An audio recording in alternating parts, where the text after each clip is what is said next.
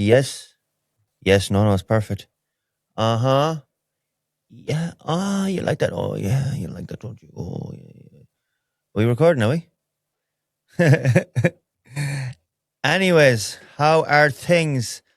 Hope we're all doing well and welcome to another Zero Bucks Given podcast. I think this is our sixth and my first one that I'll be doing on my own, on my lonesome right now. So we don't know how it's really going to go.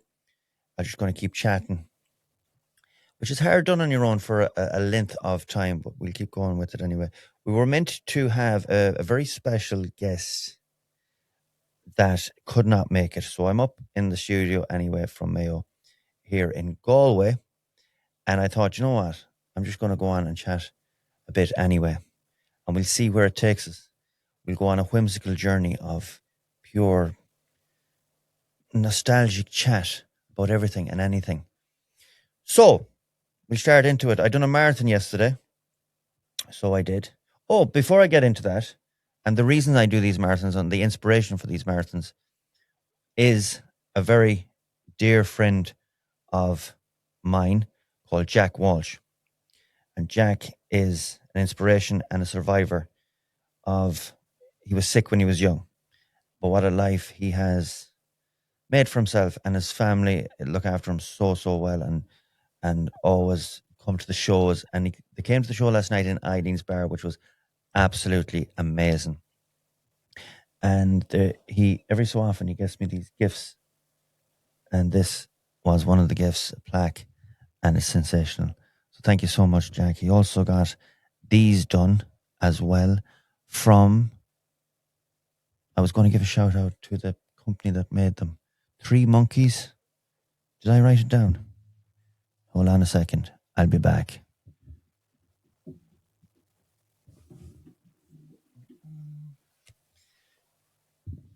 And no, I didn't write it down.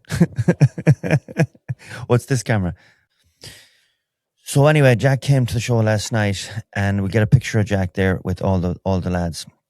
And every time we've done a long challenge, a long run, marathons or whatever, 5 marathons, 5 days, or the run on the coast and all that, it's usually for Cancer Fund for Children. And Jack was a massive, or is a massive advocate for Cancer Fund for Children, who are trying to build a cancer facility in Cong, County Mayo. They have one in County Down, which is in the north of Ireland.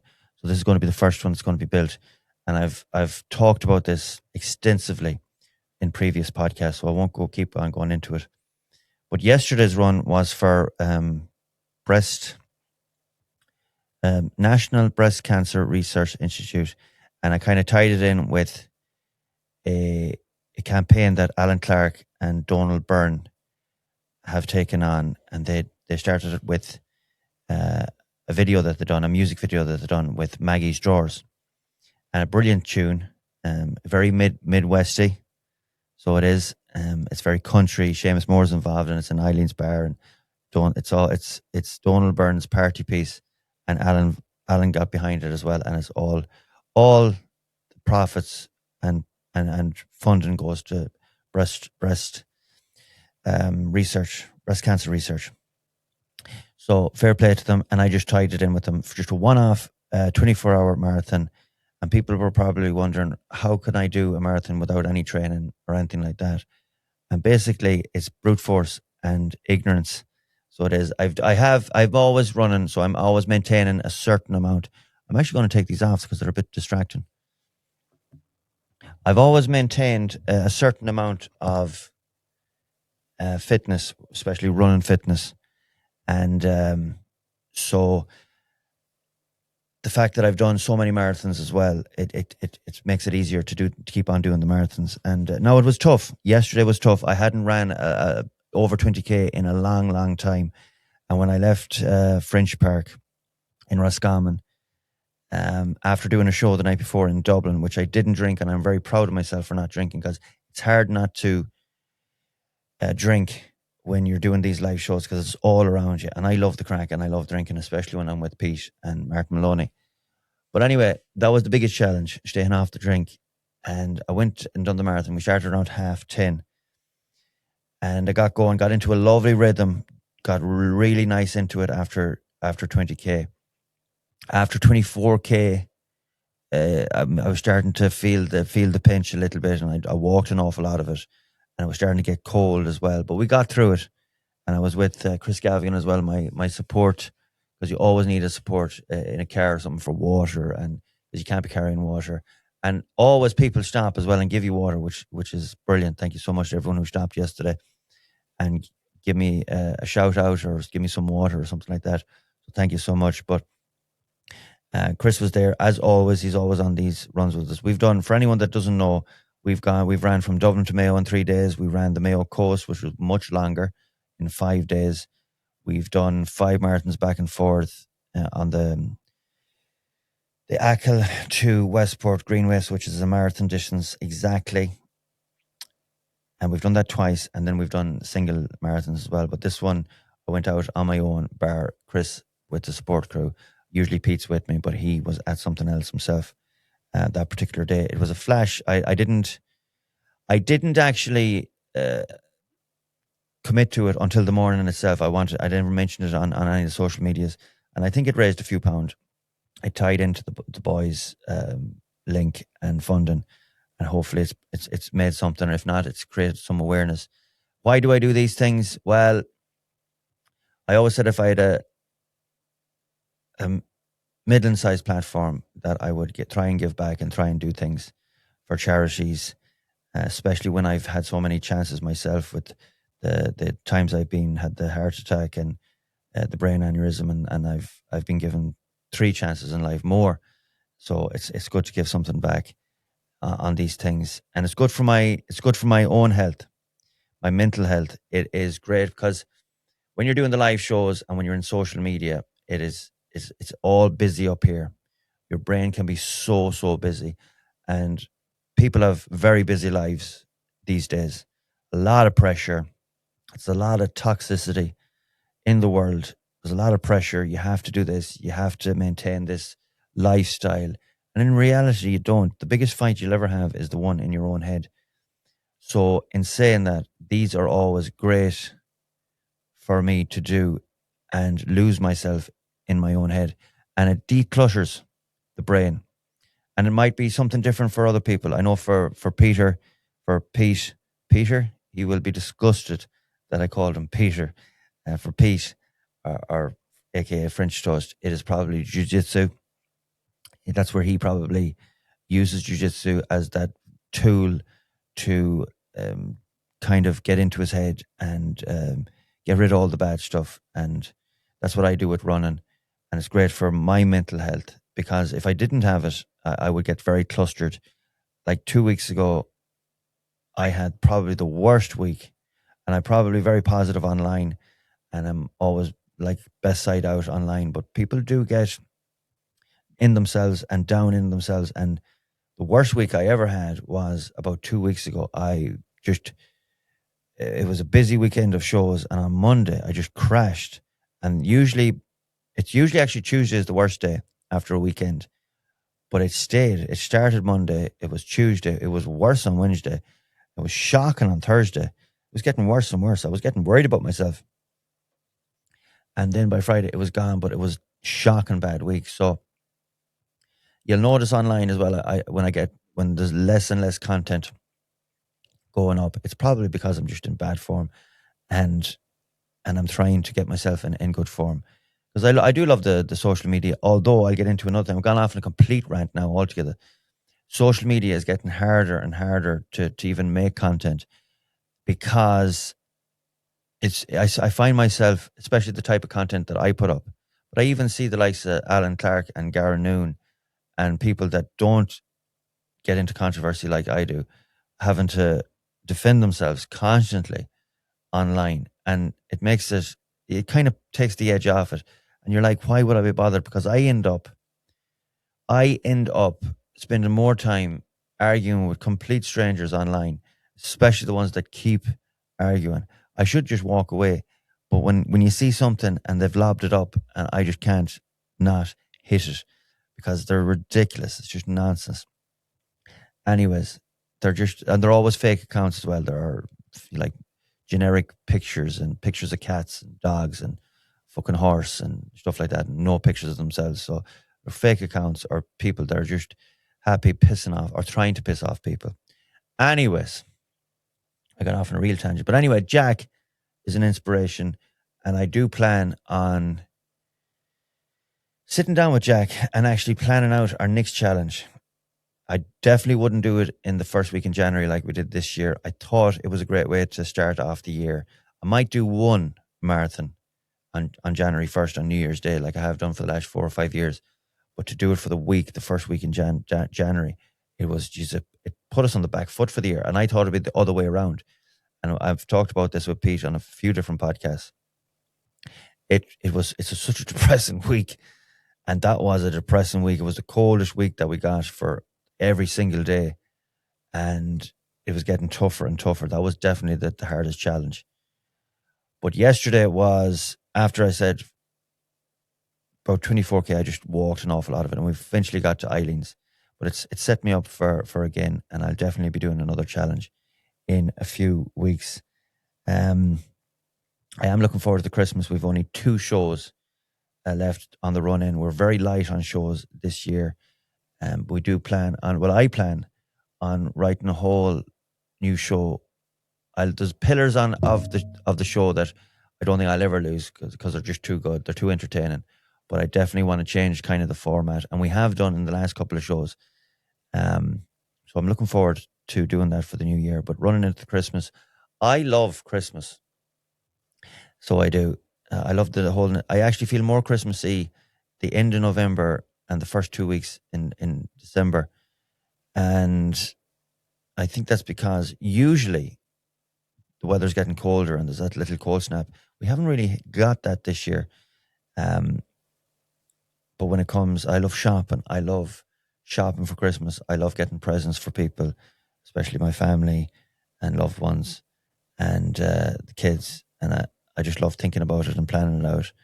And yeah, I love shopping for Christmas. I love actually Christmas itself. I loved it as a kid. I loved the wait and anticipation for Santa, even though I've told this on a Patreon podcast. When you, well, for anyone that has kids in ears, not that they'll be listening to me if they had kids that young, but for anyone that wants to still believe in Santa for the next couple of sentences, don't be listening to it. So when I found out that Santa wasn't real, I was about 18. No, I wasn't. No, I was about 8 or 9. And that's another thing. I think kids are finding out earlier and earlier, which is taking away the magic of Christmas. They're finding out earlier and earlier because of social media. And that's one of the down things of social media. The magic of Christmas is gone. And I think the magic of childhood is lost because of social media. But that's for another podcast. I was in bed and it was about 11 o'clock at night, Christmas Eve. And the Hoover went on. Okay, my father had gone out as he always does for a few drinks on Christmas Eve. And the Hoover went on. And I was like, that's a strange time to go hoovering. Even at 8 or 9 years of age, I was like, hold on a second, that's not right. But I noticed that the Hoover wasn't moving. It was just on. And I was like, all right, is my mother all right? So I snuck up the hallway and looked in, got to see the Hoover, and it was out in the hallway. It's like our hall was an L. And on the small L, the small part of the L, there the Hoover was. And it was just on, just sat in the hallway. And then I just stuck my head around the sitting room. And there was my mother putting the presents underneath the tree.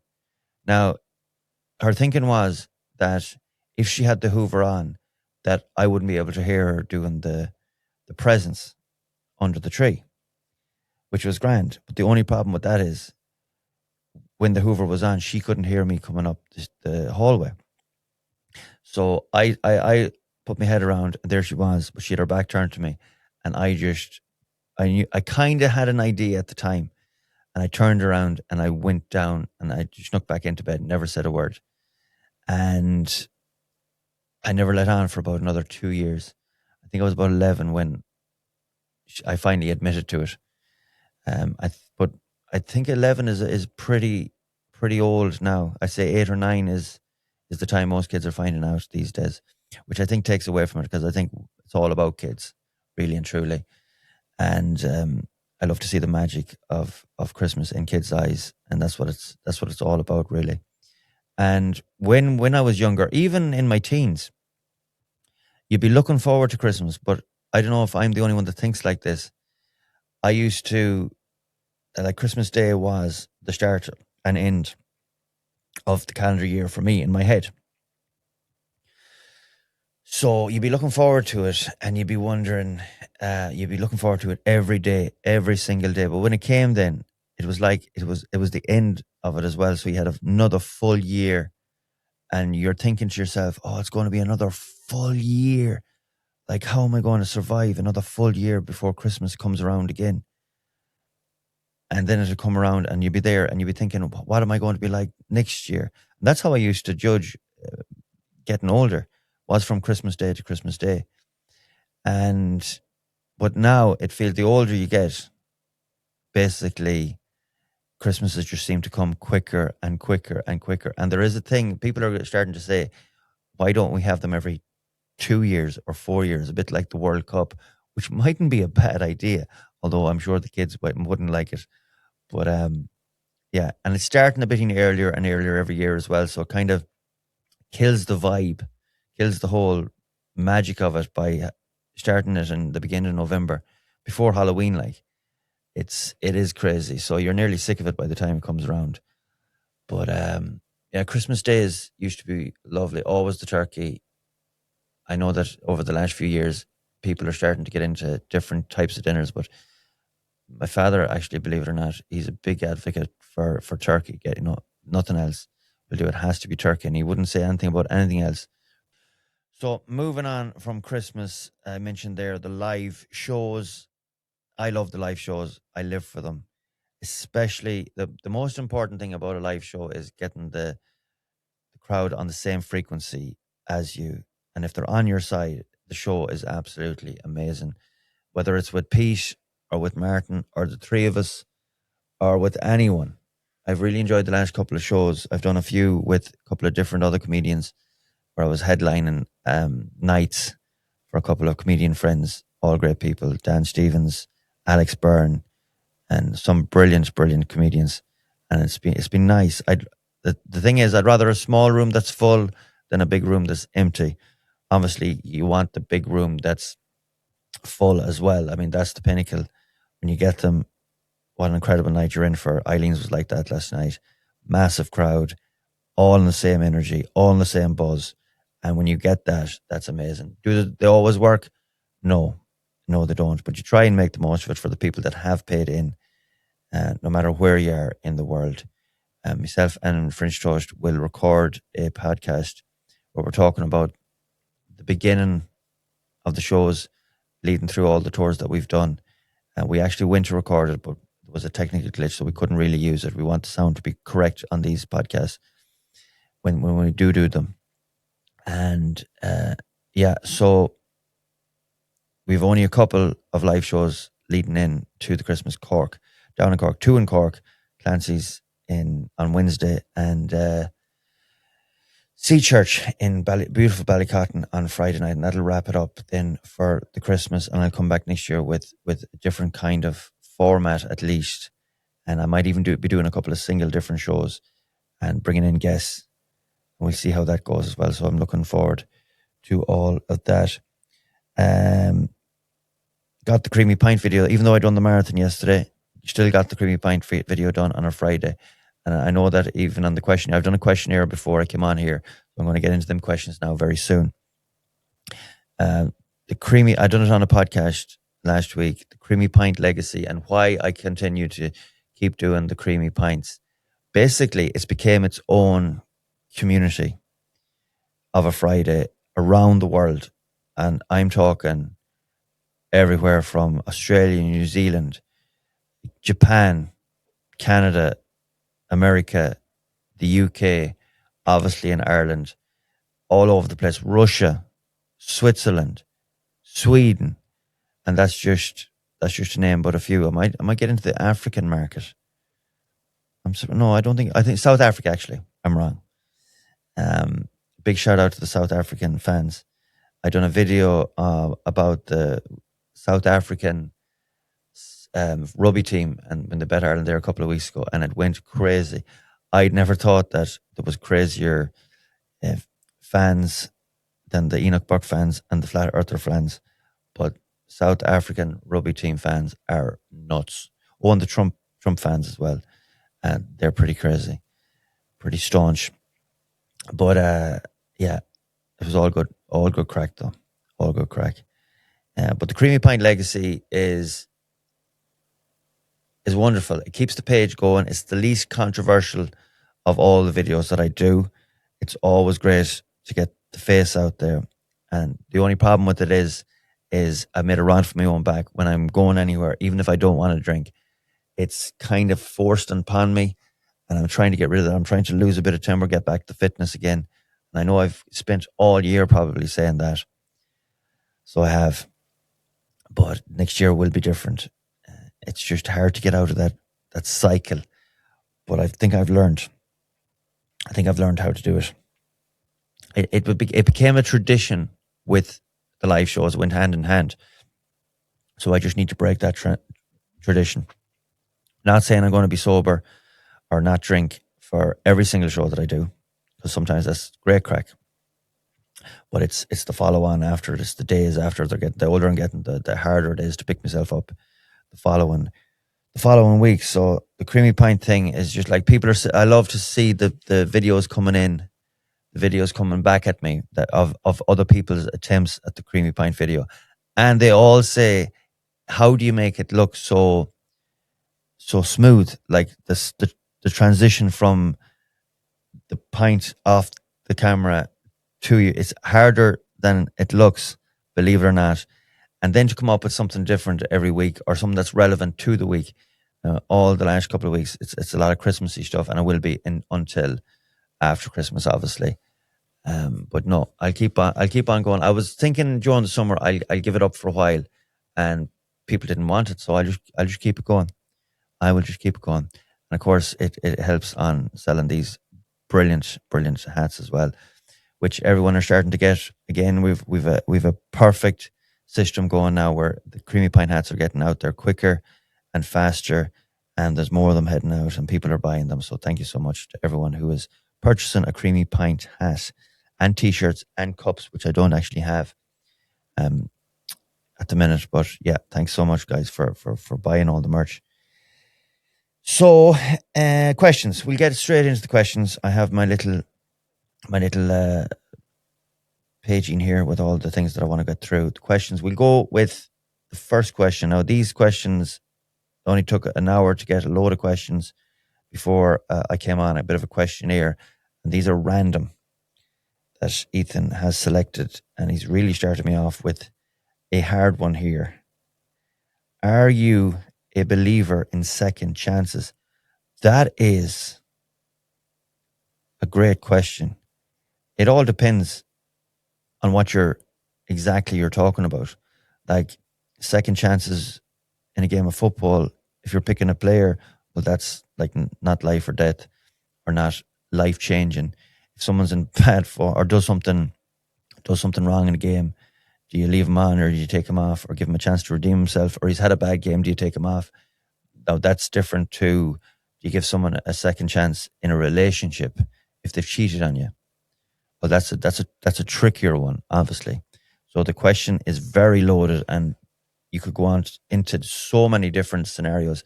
I do. I am a believer in second chances. I've been given second chances in life, and I probably fucked them up as well. But if you blow a second chance, well, then that's different.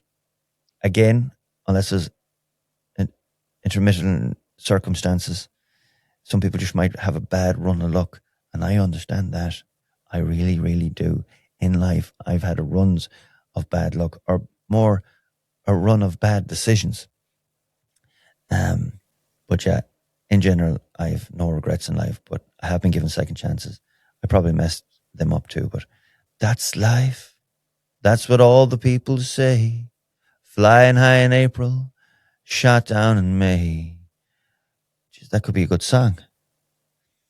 But yeah, I do believe in second chances. It all depends on the circumstances as well.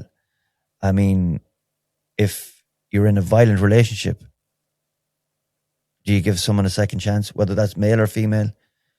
That's a different scenario. I would say trust your gut.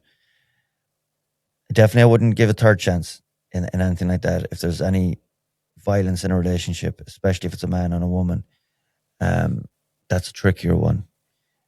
If there's kids involved, well, then that's different again. Like I could be here all night getting into scenarios about second chances. But in general, I do believe in second chances. Right. Next question.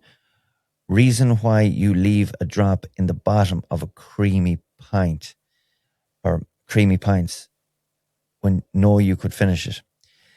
This is a more jovial question. The reason I leave it at the bottom at the pint is what makes the videos appealing, and it's like, is it ASMR? I think that's the right words or letters for what I'm talking about, or word for what I'm talking about. It makes them appealing, it makes people watch them, is the shortness of them. If I was there every time drinking it down all the way down, and remember, I have one take. I can't do this the second time, or many times I might have to drive in an hour's time. And if I'm there taking 2 or 3 takes, that's 2 or 3 pints. So I have one take to get these right, and that's it. Unless a couple of times people have walked in, you know, if I get a nice quiet place in the bar, or they shout over, or they come over and ruin the video, then I'd have to scrap it and wait for another time, or do a second pint. So it's to keep it as snappy as possible. And you'll notice sometimes I get very close and then I leave it. And that's another reason. It's like, will he finish it? Will he finish it? So someday I will finish it. But in saying that, I don't want to be like encouraging complete and utter like bombarding of drinking and everything like that. And you do leave a little bit there. I do understand that I influence people, and it's all good fun. I'm not telling everyone to go out drinking every single night. These are for the crack, entertainment purposes only. And I know that they're in a lot of drinking groups, and I love that. I love the whole fact that there's lads and ladies sharing these. It's like a call to drink, but there is a limit to drinking as well. Life is more important than drink as well. Let's get real. And also, I see these videos, a lot of these Creamy Pint videos I share on all the platforms. So on TikTok have started this like restriction of alcohol. They call it abuse. So by drinking the pint down, they deem that as like excessive alcohol abuse, and they restrict the videos. So there's no point in doing them if no one is seeing them. So that's why I leave a bit of them. And yeah, I could, but then again, look, I could drink a pint when I was 18. A line doesn't have to tell you he's a line, but I will do one off the head one of the days, and that'll be which one, I don't know. You'll never know until I do it. Next question. Fancy a ride? Jeez. Fancy a ride during the week, or will you be able to read this out? Well, I've read it out, and I can read it out, but I just can't answer it, John. So, yeah. You'll never know. Next question. Who'd win in a fight? 10 of the best lads from Belmullet or 12 Swinford fellas? That's a tough one. And I'm from Swinford, so that is a very tricky one. And I know exactly how hard Belmullet lads are. They would fight with their own toenails. They'd fight with their shadow. So they would. But then again, there's a little sub-parish off Swinford, and if you include that sub-parish, and that sub-parish is called Classer, they're a different breed. They're like the fighting Swinford men. So 12 if you rephrase that, 12 Classer fellas against 10 Belmullet men, I'd go for the 12 Classer lads. But if it's 12 Swinford lads, I'd go for the 10 bell mullet, lads. Now, unless you had 10 Martin Maloney's and Peter Cassidy's, or a mix of both, because they're lethal. So I hope I've answered that. So shout out to Belmullet and Swinford, and shout out to the Classer lads as well. Yes, when are you coming to the US to do some comedy clubs? Patrick Malone, he even wrote his name. Fair play, Patrick. We were in America. We've done America a few times now, and granted, we've only done New York, Boston, Arizona. I don't think I was anywhere else. No, I don't think I was for shows. I want to do America all the time. It's one of my favorite places to tour, do shows. A lot of Irish out there, a lot of family out there. Always great to see them. Always have a great time. The problem is, well, I could go over actually, but Pete is finding it hard to get into the country. Don't know why. We can't understand it. He didn't get in. The time we done in Canada, me and Martin went down to America for a little bit, and Pete couldn't get in, and he couldn't get in from Ireland either. So I don't know. He's never done anything wrong or never overstayed his welcome in America. So we'll have to figure that out. So yeah, I want to do America again in 2026. Absolutely love it. Would love to do the likes of Chicago, Los Angeles, San Francisco, all these different places, and all the ones that probably we don't, as Irish people, don't identify with as much. I want to travel all of the states. So 2026, I will definitely be back, probably the summertime, because we have a few things planned in the beginning of the year. But also love to go back to Australia. But for the first month or two, we might stick around Ireland, and I want to try and put more effort into these podcasts with guests and Pete and the whole works, and get the ball rolling. It's just hard to get everyone on time and guests in and get them lined up. And unfortunately, today we had two brilliant guests, but they couldn't make it in the end. Something happened, but they will be back before the Christmas. So I'd like to put more time into the podcast and develop that and learn the trade. Because doing this, talking to a camera with no one to talk to, really is a different skill set than doing a live show or talking to someone or interviewing someone.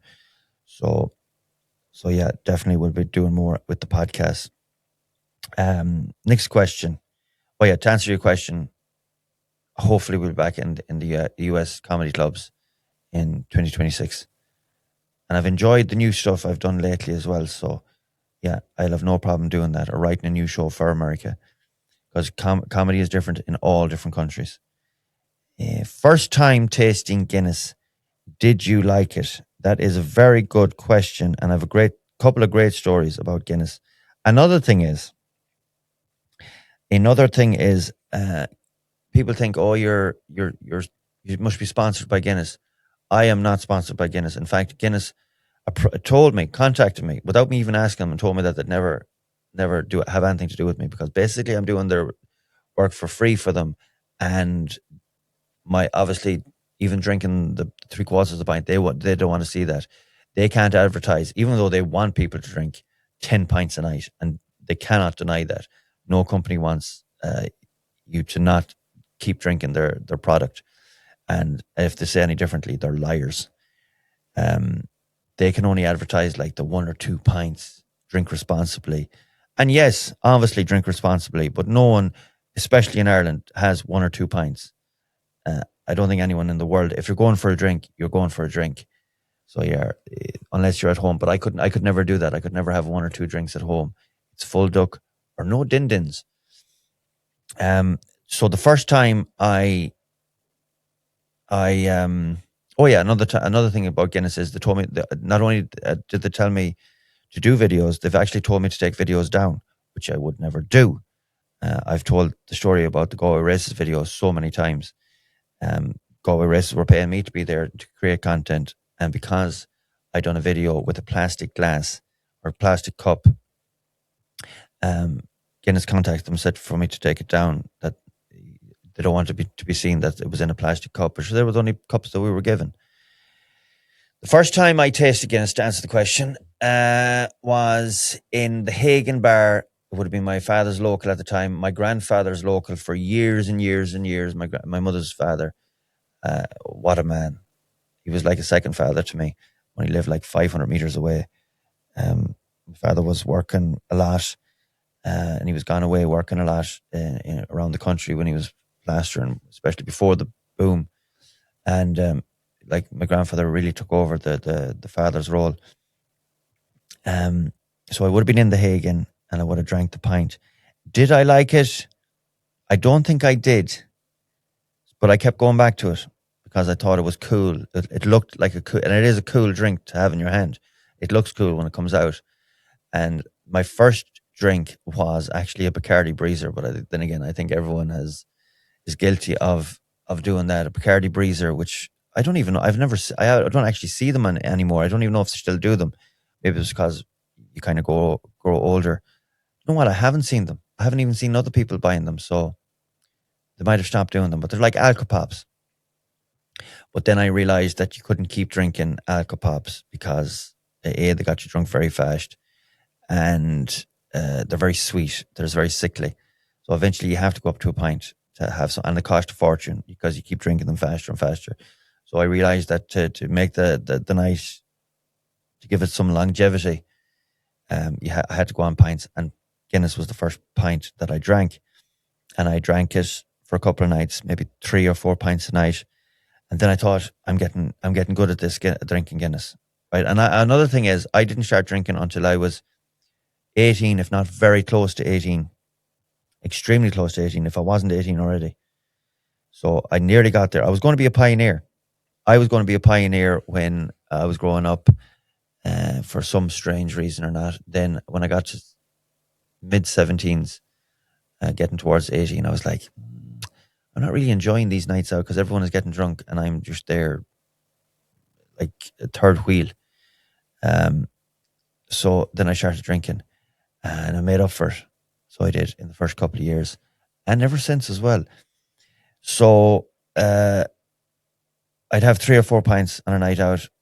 And then this particular night, I had the 5th pint and I thought, you know what, I'm going to drink this one off the head. So I did. I drank it off the head, and by Christ, it was the worst thing I ever done for Guinness, because as soon as I drank it, obviously the drink had kicked in at this stage. I remember running to the toilet in the Hagen, and I was actually trying to hide this from my father, so it was local, so it was a risky move to do at the best of times. I ran to the toilet, but before I got to the toilet, I just threw up, and I threw into some lady's handbag. She had it open. It was like a bucket. It just opened up like the sea, and I just puked straight into it. Like, got everything, whatever was in her bag, just straight into it. And then I got to the toilet, puked into the toilet, covered the sink from like empty to full with sick, and I could not stop getting sick. And then a couple that I knew and my father knew more so spotted me, and in fairness, they said we better do something with this lad, and they brought me to their house to sober up, really. And I fell asleep obviously on their couch, and I had just kept getting sick, and I couldn't even, after that, I could not taste Guinness. I couldn't even smell Guinness, and it would trigger me. I'd throw up again. Like, even the smell. I remember even getting a stew, a beef stew, and I didn't realize that Guinness was Guinness beef stew. And when it came out, I knew I could smell it out of the stew, and I couldn't eat it. I threw it. I nearly went to get sick again. And so I stopped drinking Guinness for a long, long time. Swore I could never drink Guinness. And then I went on a date. With a girl that was actually from Mayo, but she was living in Chapelizod in Dublin. And she said, I've booked us for the Guinness Storehouse. I said, that sounds great. I think this was like a third date or something like that, with the same lady. And I really enjoyed it. Even if you don't drink Guinness, the Guinness Storehouse tour is incredible. And it was a a good company to work for a certain amount of years. There's stories coming out of when it first established that it mightn't have been the best company, or the Guinness family themselves at the time mightn't have been the nicest people. But listen, that's 200 years ago. Time to get over it. So I think Guinness was the first company to give holiday pay and maternity leave, maternity pay, and all that sort of thing, without the government doing it. But yeah, great tour. But on the tour, you get to experience pulling your own pint, and then you get to bring it up to the gravity bar, which is at the top of, it's like 4 or 5 stories high, and it has a view of all around Dublin, and you get to view it and then drink your pint. And typical West of Ireland man, I had my pint in my hand, and I was like, well, I paid for the tour, or someone paid for the tour, and I don't want to waste the pint. So I said, I'll give it a go. Jeez, it was absolutely divine. And I never looked back. It was the most beautiful pint. It was gorgeous. And I was like mother's milk. And after that, then I just kept drinking Guinness, fell in love with it again. And not only that, the girl that I was with, she had her pint as well. She didn't want it. So I ended up having 2 pints. And the 2 of them were gorgeous. So I got the double whammy on the night. I fell in love with the Guinness, but I fell out of love with the girl, unfortunately for her. Well, maybe fortunately for her. I might have done her a favor. She was a great girl though. And that was it. That is Guinness. I've had some beautiful pints of Guinness, and I'm going to give a massive shout out to Mellett's Pub in Swinford. People say, where's the best pub pint that you've ever had? Now, it was always tricky because there are always some brilliant places. But about 2 weeks ago, I done the Creamy Pint video where I went to, it's beginning to look a lot like Creamy Pints. We might actually get that up now. It's beginning to look a lot like Creamy fucking Pints. Everywhere, you know.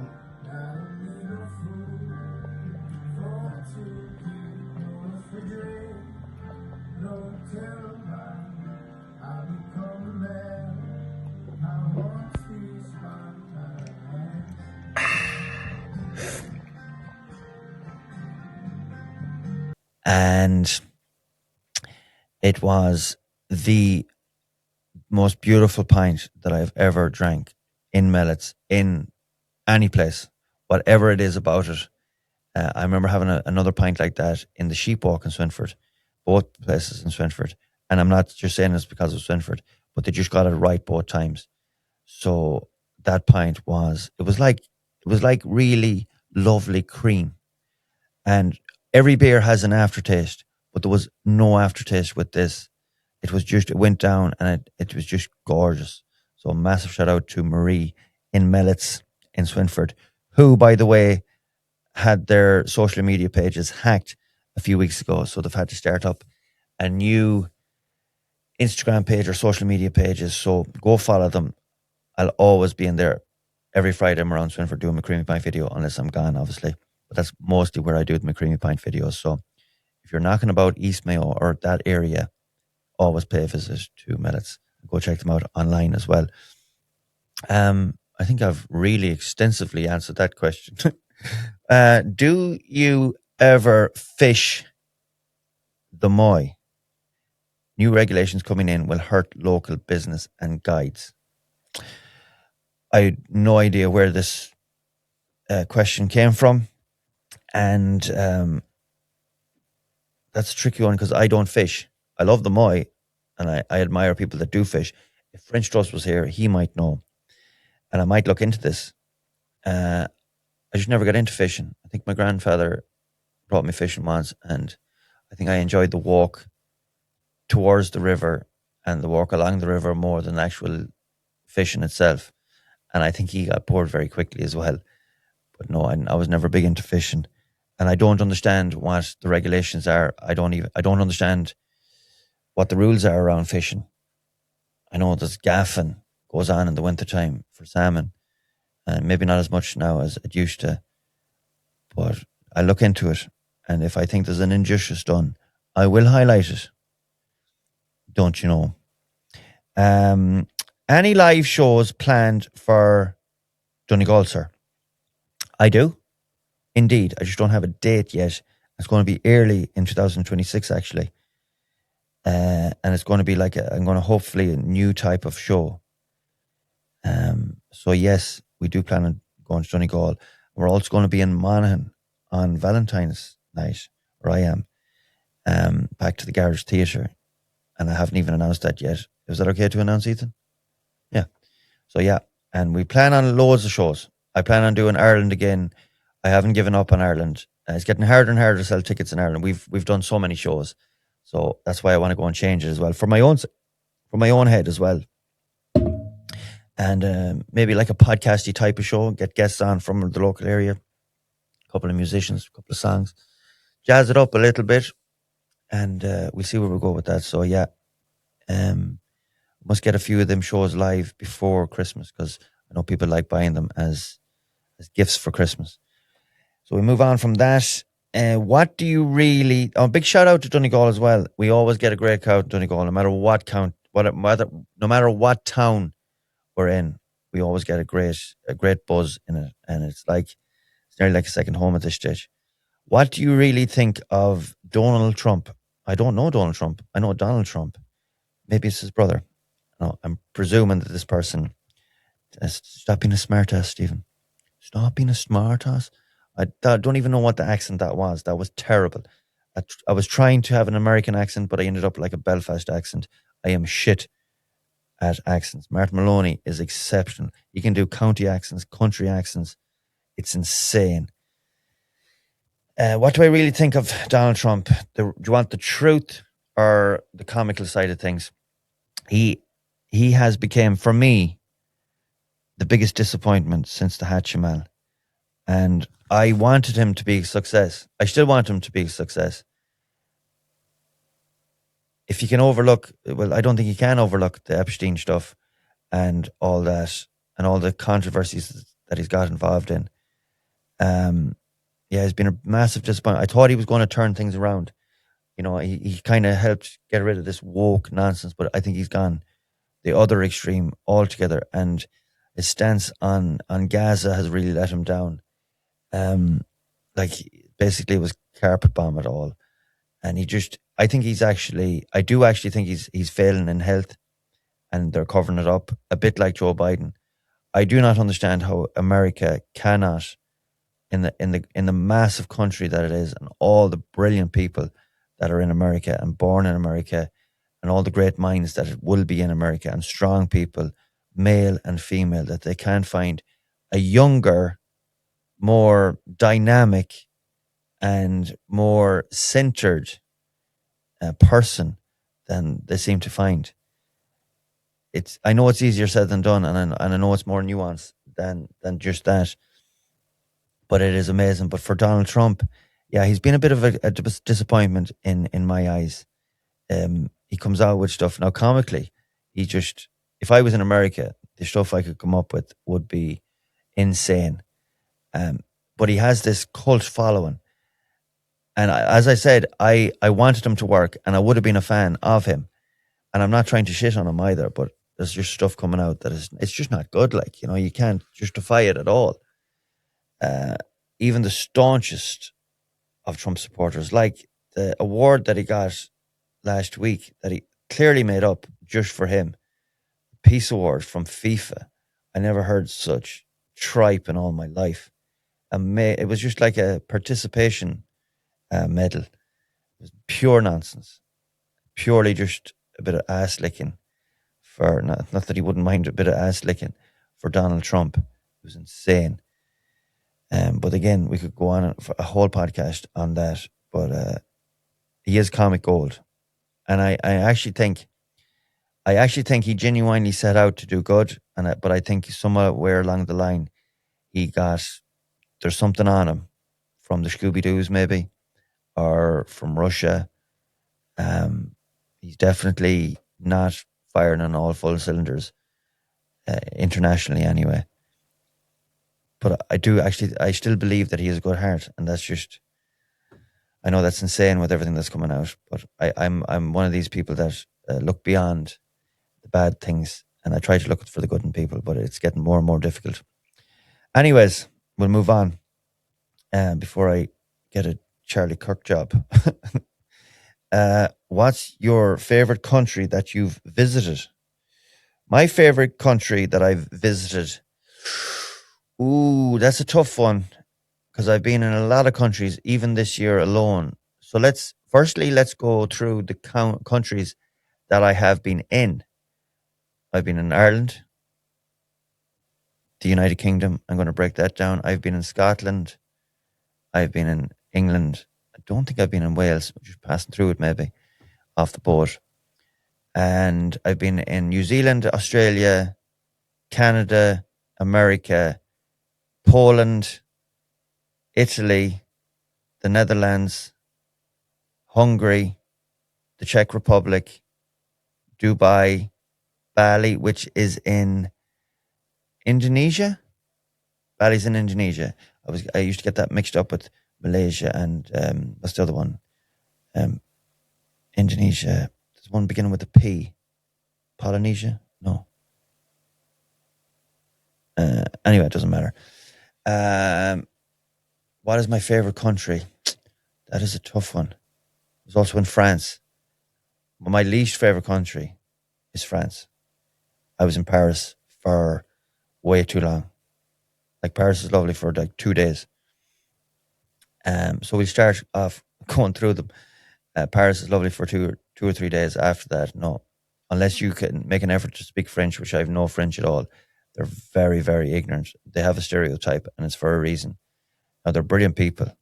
Although these days it's not meant to be a nice place as was when I was there. Geez, that must be 20 years ago. Fuck me. Or maybe more. France was actually the first place I went to, believe it or not. I went out for a lady, so I did, or a friend, lady friend. Anyway, that's another story. I like England. I love Scotland. I love Edinburgh, especially. Love the city. Love the Czech Republic. The Prague was one of my favorite cities for a long time. Rome in Italy, another beautiful city. Budapest, unbelievable city. I thought I'd never be in a nicer city than Prague, because I love romantic, historic cities, believe it or not. I was in Belgium as well, Brussels. That was a middling country in my eyes. But Hungary was great. I was in Germany. Jesus, I've been in a lot of places. Austria, Vienna.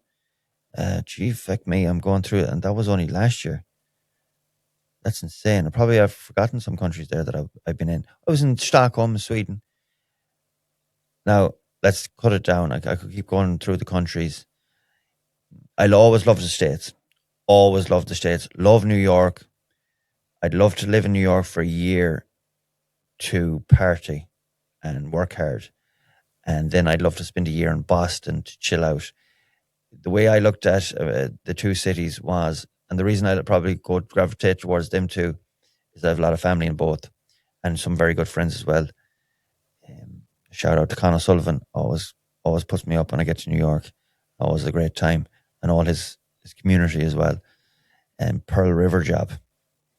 And if I was a married man with kids, I'd move to Boston if I had a choice.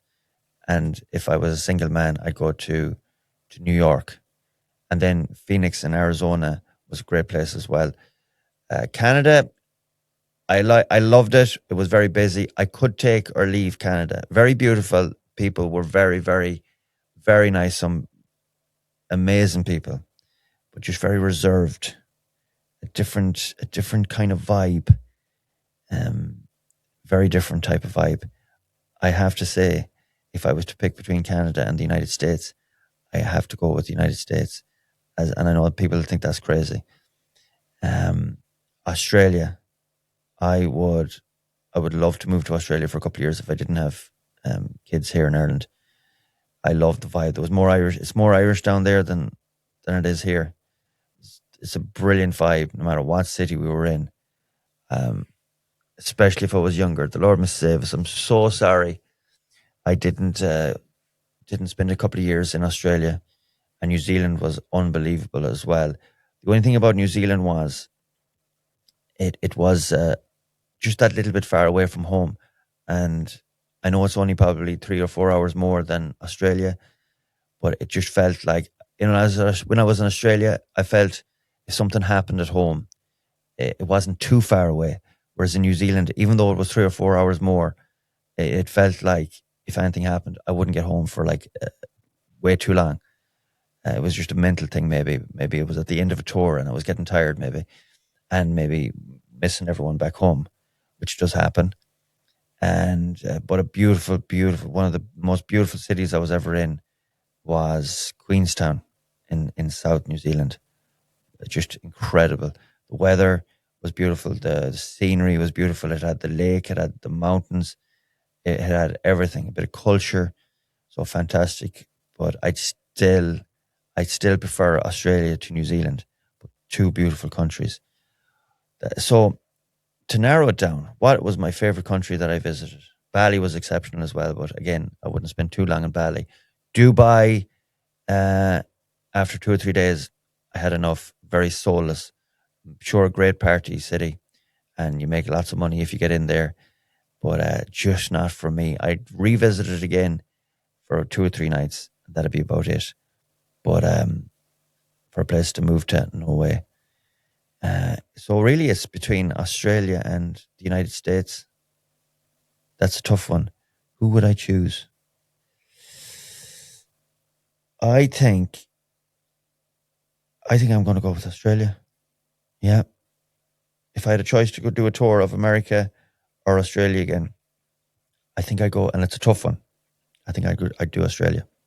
Anyway, there I've said. What's your favorite county in Ireland apart from Mayo? I feel like that's from the same person, same type of question. And that is a tricky one as well. At the end of the day, there's no bad counties in. I know I made a joke the other day. If someone said, "What's the worst country? What's the worst county in Ireland?" and I made the joke that there's only two bad counties in Ireland, and Roscommon are both of them. But I don't really mean that. I love Roscommon and I love the people. They're just mad for crack, and they love me taking the mick out of them. So they do. Well, I think they do anyway. Most of them do. What is my favorite county? That is a very tricky one, so I have to be very, very careful here outside of Mayo. I'll narrow it. I'll narrow down the five. I'll narrow down to five, and we'll see where we go with this. So, and we can actually cut this as a reel because this might be interesting. What is my favorite county in Ireland? I'm going to name my top five, and then we'll narrow it down from there. I'm going to go with Kerry, Cork, Donegal, Galway, either Wicklow or Sligo. Wicklow or Sligo. I'm going to go with Sligo. I think Sligo is one of the most and it's a bit like Clare as well, but I've only five. Sligo is one of the most underrated counties in the country, I think, and I think Clare is the same. But I'm going to go with Sligo. It has the scenery and everything in it is very close to each other. Is it my number one outside of Mayo? I don't think it is. I'm going to narrow it down to Cork, Kerry, Galway, or Donegal. It's a very tough one. Jeez, you've really put me on the spot. I'd put Sligo 5. I'd put Kerry 4. Cork 3. Galway or Donegal. Galway or Donegal. I'd have to go with Donegal, number one. Yeah. Galway, or Donegal, number one. Galway, number two. What did I say? Cork, number 3. Kerry, number 4. And Sligo, number 5. But listen, it's a top league. Like I could have put in Wicklow there, Louth, love Dublin, so they're the top 5. I could change my mind in a year or two, but that's basically it. I'm probably going to get into an awful lot of trouble there. But anyway, next question. Would you ever join the Ra if they were still going? The Ra have never gone away, They're still there. And I actually thought I joined the Ra when I was about 19. I'm going to quickly tell the story because I feel like I'm ranting on now altogether. Myself and a couple of very close friends, we were very that way inclined, Republican kind of views. And I used to go to the marches and Bodenstown and used to do the hunger strike marches and commemorations. And I joined East Mayo Come On. And I was actually found a member of the East Mayo Come On, which is different. It's like the Sinn Féin, East Mayo Sinn Féin Come On. And it's obviously not the IRA, but it's kind of the political wing, if you want to call it that.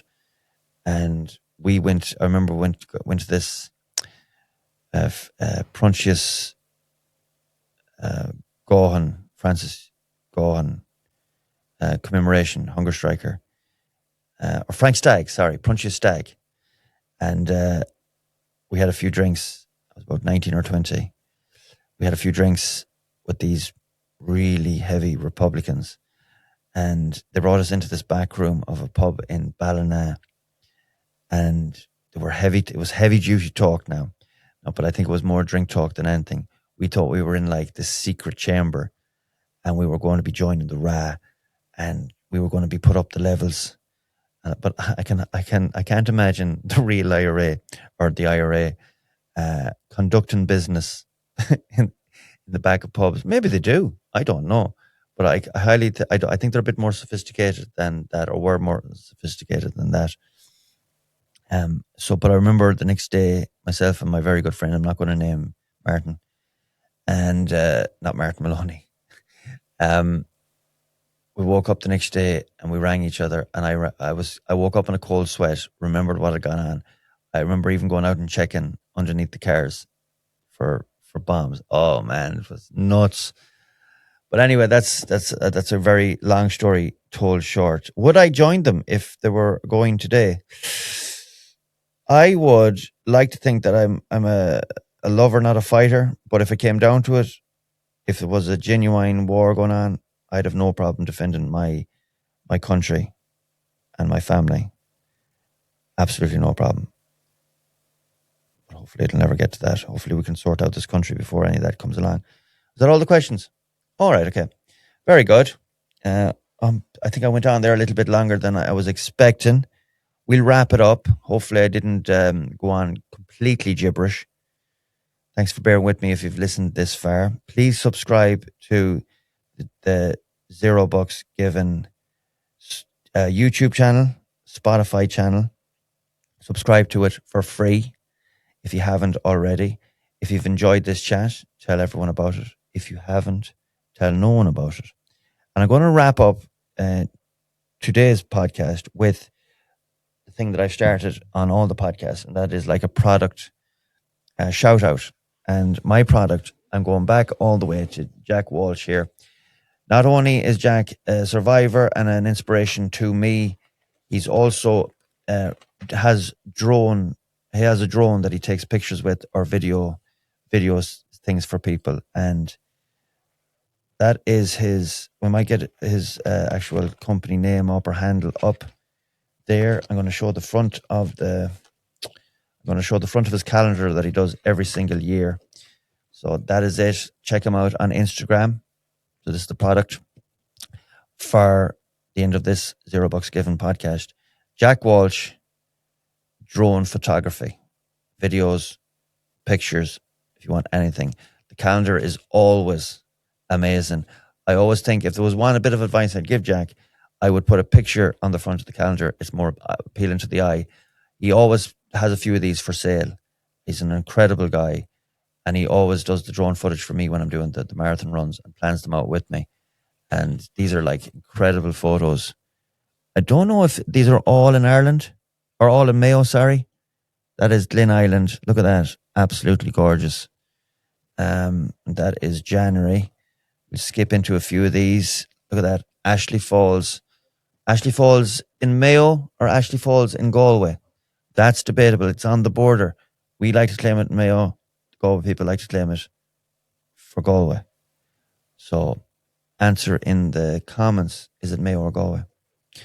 And so that is basically it. Another one, Croagh Patrick. There's always a picture of Croagh Patrick in any Ireland calendar. If you haven't a picture of Croagh Patrick, you're not doing it right. Downpatrick Head is another one that pops up, and that is not there. Callow Lake. That is the best I've ever seen Callow Lake, Jack. That is fantastic.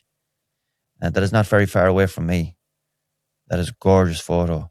So that is it. That's April. And we'll do one more.